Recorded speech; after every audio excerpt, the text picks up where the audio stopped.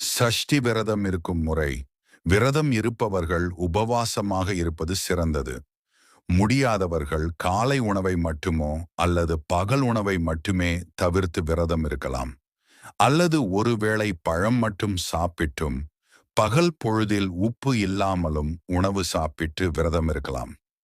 சஷ்டி திதி வரும் நாட்களில் காலையில் எழுந்து தலைக்கு குளித்துவிட்டு முருகனுக்கு வெள்ளை நிற பூக்கள் சூட்டி முருகனுக்குரிய பாடல்கள் பாடி விரதம் இருக்கலாம். காலையில் பால், பழம், வெற்றிலை பாக்கு மட்டும் படைத்து வழிபட வேண்டும்.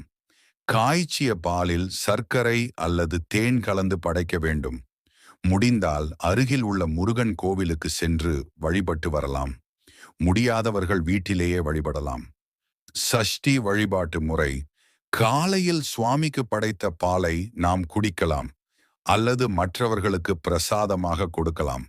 மாலையில் மீண்டும் வீட்டில் பால், பழம் படைத்து ஒரு மனைப்பலகையில் சட்கோண கோலமிட்டு அதில் 6 அகல் விளக்கில் நெய் விளக்கேற்றி வழிபட வேண்டும். 6 விளக்குகளில் ஒரு விளக்காவது நெய் விளக்காக ஏற்றுவது சிறப்பு. சுவாமிக்கு படைத்த பாலை குடித்து விரதத்தை நிறைவு செய்து கொள்ளலாம். என்ன வேண்டுதலுக்காக சஷ்டி விரதம் இருந்தாலும் கந்த சஷ்டி கவசம் படிப்பது சிறப்பு.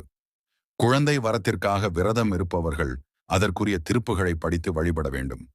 குழந்தை வரம் வேண்டி கந்த சஷ்டி விரதம் இருந்தால் முருகனே நமக்கு குழந்தையாக வந்து பிறப்பார். ஓம் வெற்றிவேல் முருகனுக்கு அரோகரா.